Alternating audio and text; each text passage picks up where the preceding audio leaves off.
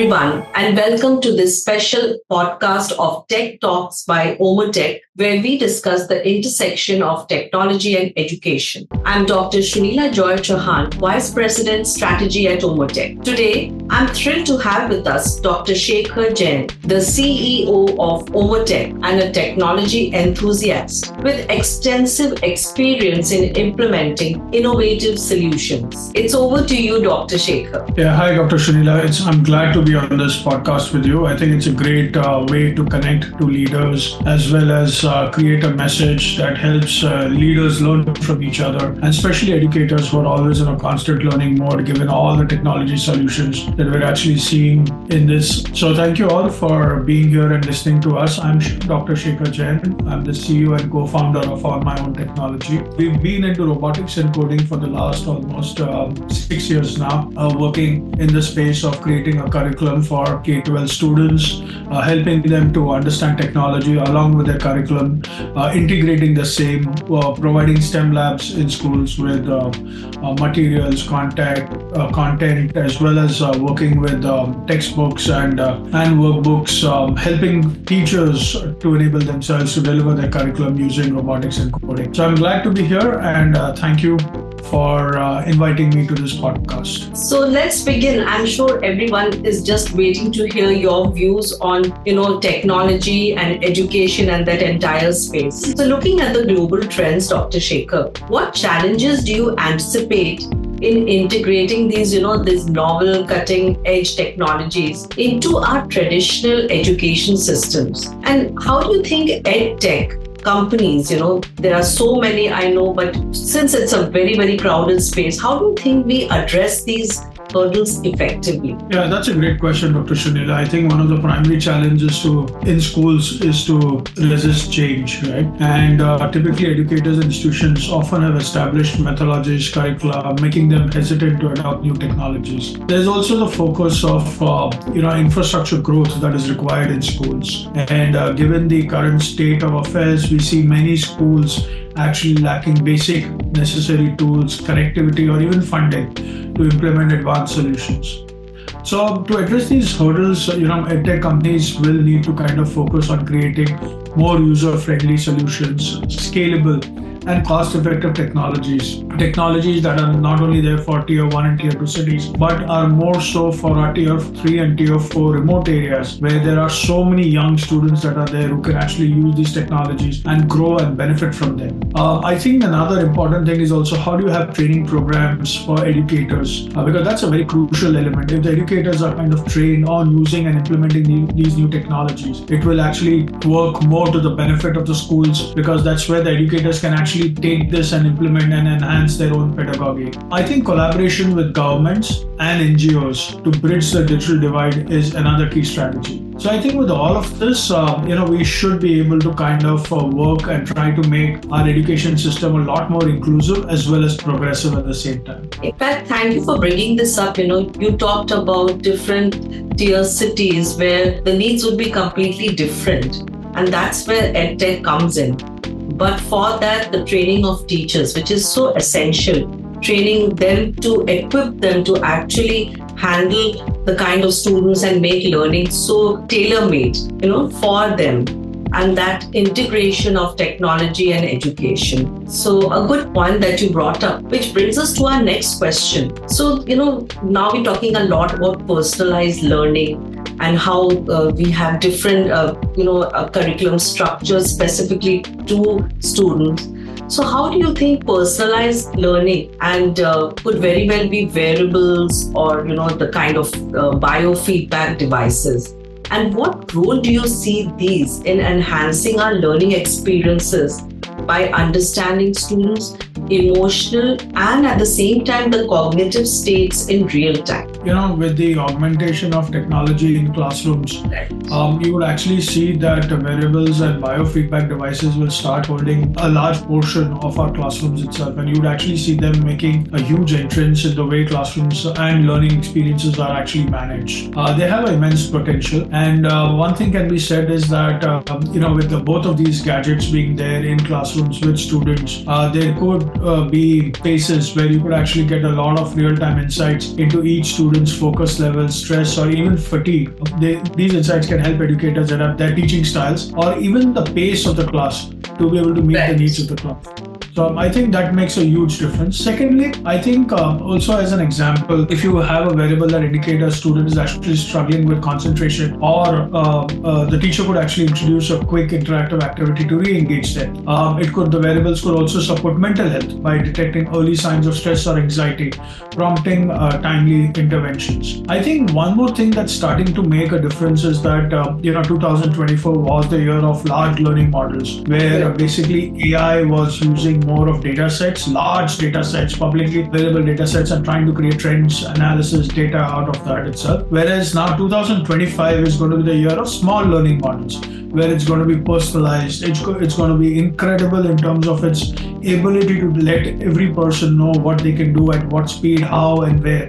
And I think these small learning models are going to start making a big difference. And you would see a lot of these edtechs actually bringing these small learning models into classrooms, primarily by using some of these instruments to help personalize the learning process of a child. So that was really an interesting thing you brought up about bringing in the smaller aspects, because we've all been, talking about AI, and in fact, we've been following you on LinkedIn also, as you've been posting a lot about, personalized learning, STEM labs, and so many other things. So there's a lot of learning from there. But interestingly, we will be looking at these variables now in greater detail as edtech companies are going to, come up with many different models and variants. So let's shift gear now. Let's talk about quantum computing, another very, very, interesting topic. So, Dr. Shekhar, if quantum computing becomes mainstream in education technology, what specific problems in learning or administration do you think it could solve? Yeah, I think, we've used quantum computing for a pretty long time. So in space technology, industrial revolutions, talking about how data is actually getting processed, or large bits of data is actually getting processed using quantum computing. And in our mind, we always think about these large machines that are there. We've got stacks of machines. If you see the recent picture of NVIDIA actually talking about how their G computing is actually going to be changing the nature of AI and its optimization and the use of its chips, you will actually see these large stacks of computers out there where they're really trying to kind of get more data kind of processed, right? But with the advent of Willow, which is the new chip on the block, this is literally kind of taking quantum computing to the next level. It's like talking about a 10 raised to the power of 10 times of data that could actually be processed in absolutely a few milliseconds itself, right? And that's the kind of computing power that they're talking about in terms of bringing into real life, right? Now, with these kind of processors or capabilities now available, one thing is that for learning, it could enable the development of complex real-time simulations in fields like physics, chemistry, even social sciences. And these simulations could actually provide students with hands-on experiences that are currently limited by computational power. Right?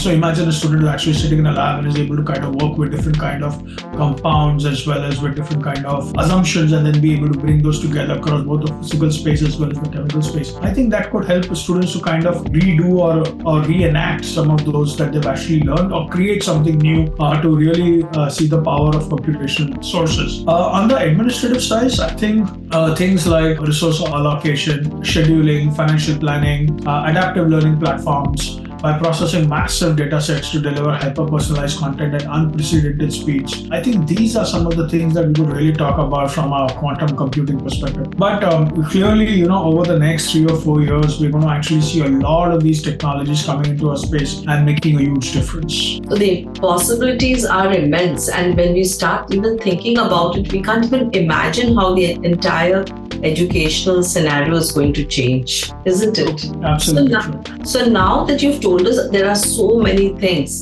I want you to address one very important question. Tell us, if you had to design an entirely new education system from scratch using emerging technologies, what would it look like? and which technologies you think will play a central role? Yeah, So it's I all up think to you now to tell us. yeah, I think this is a great question, right? Because I think all of us in the edtech space are slowly rebuilding the entire education system, and the government is playing a very important role in terms of bringing on these experiences and these methodologies on central platforms and trying to kind of push the entire education system in that sense, right? From an Indian standpoint, education system only is about 3% of our GDP. But as we kind of take leap forward into 2025 and 2030, the immense requirement of technicians to create a semiconductor industry in India, to kind of create new chips to be able to kind of automate a lot of the deliverables that are there identified by the government itself, whether it's in defense, whether it's in manufacturing, whether it's in terms of service industry, you would actually see a shift that would actually be required in terms of thinking. So I think one thing that's going to come in is that you see an education system that is more student-centric. It is more personalized. It is about blending the physical and the digital worlds seamlessly. Technologies like AI would play a central role in customizing learning paths for every student. Augmented reality, virtual reality, mixed reality, which I just spoke about yesterday on LinkedIn, would actually bring more immersive, hands-on experiences to every subject, making abstract concepts more tangible.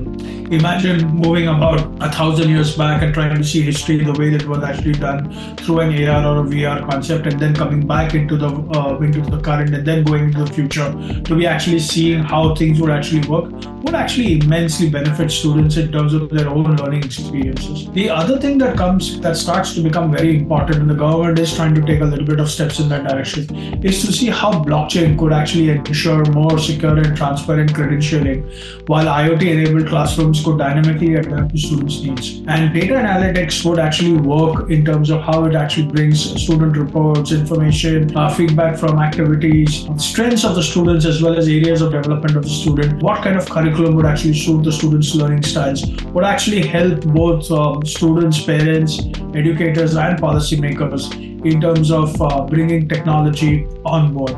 So I think over the next few years, we would actually see personalized learning, credentialing, information from classrooms into the personal aspects of the students actually all coming together for helping students to be better citizens of tomorrow. That's really wonderful, because as you said, it's not only going to be personalized learning, but even giving the feedback. It would be so personalized based on data analytics. And all the technologies are going to dovetail and bring students to the next level, because they really have to get upskilled to manage all this huge change that is going to come up with technology. Also really wonderful to hear you telling us so much about the intervention and the support by the government and putting us up there globally. Really good. Thank you so much for your insights, Dr. Shekhar. And it's really been so insightful discussing with you, and so clear that emerging technologies now have the potential to reshape education. I mean, we've been hearing about it, but it's really going to be happening. And hearing an edtech enthusiast like you telling us and outlining it has really been very, very insightful. I truly believe this, Dr. Shunila, that over the next few years, we're going to see the landscape of how we were taught being very, very different to the ways that students are going to be taught. And it's just not about technology, but also about many other subjects which are art related, whether it's about the history, whether it's geography, whether it's falling sciences, engineering courses. I think you're going to see a humongous change in this space. So I think we'll have to just tighten our seatbelts and walk towards it and embrace it, because that's the only way to move forward. So thank you, and thank you for having me here. Thank you, Dr. Shekhar. And thank you to our listeners for tuning in. Stay curious, and we'll see you next time on Tech Talks by OMOTEC. Till then, keep innovating and inspiring. Thank you, everyone. Cheers. Thank you. Bye-bye. Bye. And yes, Happy New Year to all our listeners and to everyone. Yes, that was something that we left out, right, to everyone, I think, and best of luck for a great 2025. See you.